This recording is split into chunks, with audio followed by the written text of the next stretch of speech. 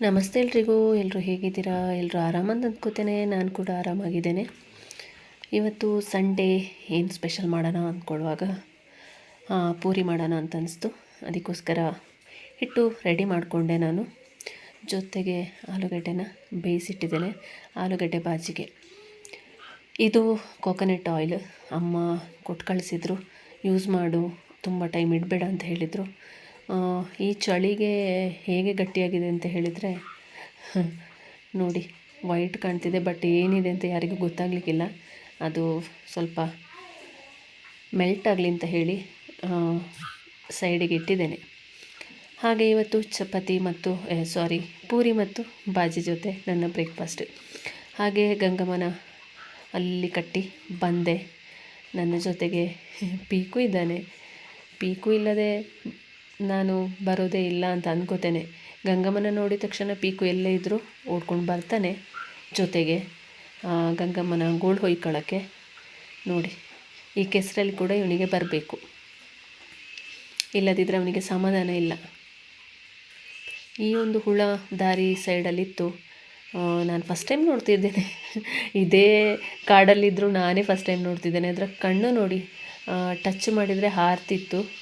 ಹಾಗೆ ಸುಮ್ಮನೆ ನೋಡಿದ್ದು ಹೇಗೆ ರಿಯಾಕ್ಟ್ ಮಾಡುತ್ತೆ ಅಂತ ಹೇಳಿ ಒಂದು ಕೋಲ್ ತಗೊಂಡು ಟಚ್ ಮಾಡಿದ್ದು ನಾನು. ಸುಮ್ಮನೆ ಹೀಗೆ ಟಚ್ ಮಾಡಿದರೆ ಸಾಕು, ಹಾರದಂಗೆ ಮಾಡ್ತಿತ್ತು. ಮನೆಗೆ ಬಂದ ಮೇಲೆ ಮತ್ತೆ ಗುಂಡೂನ ಕರ್ಕೊಂಡೋಗಿ ಗುಂಡೂನ ಸಹ ಹೊರಗಡೆ ಕಟ್ತೇನೆ ನಾನು.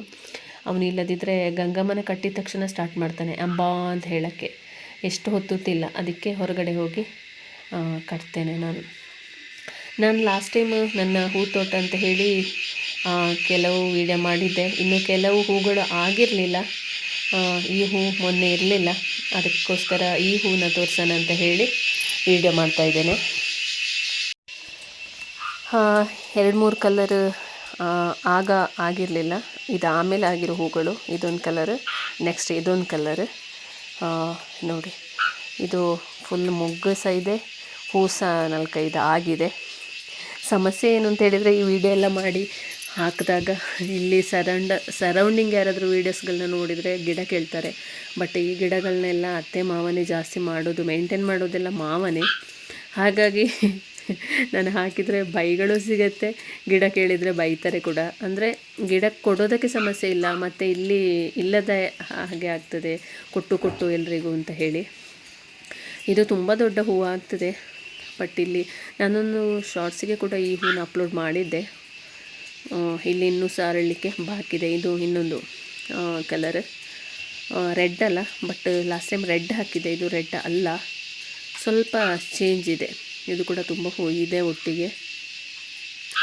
ಇನ್ನೊಂದು yellow colour, last time double colour ಹಾಕಿದ್ದೆ, ಯೆಲ್ಲೋ ಜೊತೆಗೆ ಪಿಂಕ್ ಮಿಕ್ಸ್ ಆಗಿತ್ತು, ತುಂಬ ಚೆಂದ ಇತ್ತು. ಬಟ್ ಇದು ಯೆಲ್ಲೋ ಮಾತ್ರ.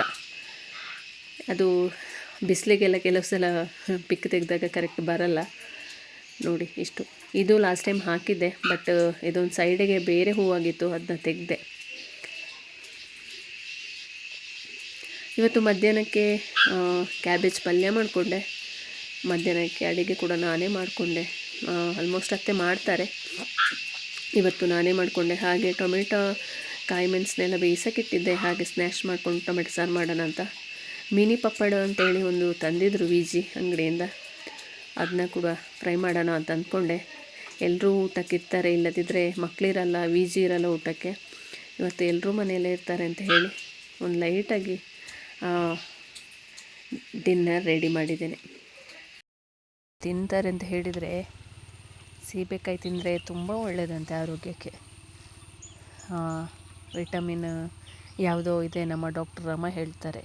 ಬಟ್ ಇಲ್ಲಿ ಸೀಬೆಕಾಯಿ ಎಷ್ಟು ಬಿದ್ದು ಹಾಳಾಗ್ತಿದೆ ಅಂತ ಹೇಳಿದರೆ ಯಾರಿಗೂ ಬೇಡ. ಇಲ್ಲಿ ನೋಡಿ, ಮರದಲ್ಲಿರೋದು ಕಾಣ್ತಿಲ್ಲ, ಬಟ್ ಸೀಬೆಕಾಯಿ ಬಿದ್ದಿರೋದು ನೋಡಿ ಒಮ್ಮೆ. ತುಂಬ ಒಳ್ಳೆ ಸೀಬೆಕಾಯಿ, ಬಟ್ ಯಾರಿಗೆ ಸಹ ಬೇಡ. ಶಾಪಿಗೆ ಹೊರಟಿದ್ದೆ, ಹಾಗೆ ಸೀಬೆಕಾಯಿ ಬಿದ್ದಾಗ ವಿಡಿಯೋ ಮಾಡೋಣ ಅಂತ ಅನಿಸ್ತು. ಮಳೆ ಇಲ್ಲ, ಬಿಟ್ಟಿದೆ. ಹೊರಡಬೇಕಿದ್ರೆ ಮಳೆ ಇತ್ತು, ಈ ಕಡೆ ಬಂದಾಗ ಮಳೆ ಇಲ್ಲ. ಅದೇನೋ ಗಾದೆ ಹೇಳ್ತಾರಲ್ವ, ಕಡಲೆ ಇದ್ದರೆ ಹಲ್ಲಿಲ್ಲ, ಹಲ್ಲಿದ್ದವರಿಗೆ ಕಡಲೆ ಸಿಗಲ್ಲ ಅಂತ. ಹಾಗೆ ನಮಗೆ ಬೇಕಾದಷ್ಟು ಈ ಥರ ಹಳ್ಳಿಯಲ್ಲಿ ಸಿಗತ್ತೆ. ಬಟ್ ನಮಗೆ ಬೇಡ ಅನ್ನೋದಕ್ಕಿಂತ ತಿಂದರೆ ಶೀತ ಆಗುತ್ತೆ, ಕೆಮ್ಮು, ಗಂಟ್ಲು ಕಟ್ಟೋದು, ಇದೆಲ್ಲ ರೀಸನ್ಗಳು. ಹಾಗಾಗಿ ಬೇಡ.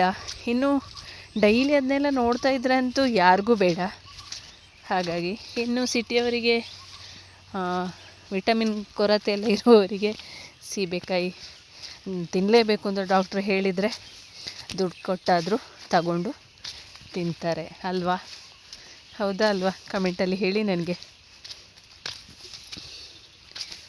ಸ್ವಲ್ಪ ಮಳೆ ಇಲ್ಲದ ಕಾರಣ ಗದ್ದೆ ಸೈಡು ಹೋಗೋಕ್ಕಾಗತ್ತೆ, ಇಲ್ಲದಿದ್ದರೆ ಅಲ್ಲಿಗೆ ಹೋಗುವಷ್ಟೊತ್ತಿಗೆ ಒದ್ದೆ ಆಗ್ತೇನೆ ನಾನು.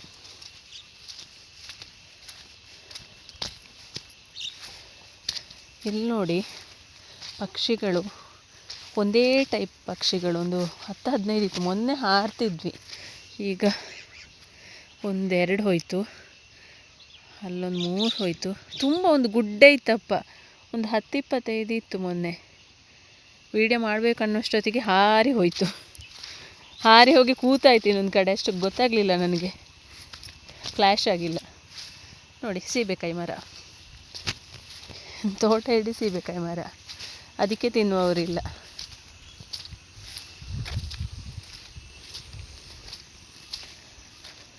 ಎಲ್ಲೋ ಗದ್ದೆಯಲ್ಲಿ ಟ್ರ್ಯಾಕ್ಟರ್ ಸೌಂಡ್ ಕೇಳ್ತಿದೆ, ಗದ್ದೆ ಕೆಲಸ ನಡೀತಾ ಇದೆ. ಆ ಕಡೆ ಎಲ್ಲ ಗದ್ದೆ ಇದೆ, ಟ್ರ್ಯಾಕ್ಟರ್ ಕೆಲಸ ಆಗ್ತಿದೆ. ವೀಡಿಯೋ ಮಾಡಿಕೊಂಡು ಮೇಲೆ ನೋಡ್ಕೊಂಡು ಬಂದು ಈ ಗುಂಡಿಗೆ ಕಾಲು ಹಾಕಿದರೆ ಮತ್ತು ಮನೆಯಲ್ಲಿ ರೆಸ್ಟ್ ಮಾಡಬೇಕಾಗ್ತದೆ.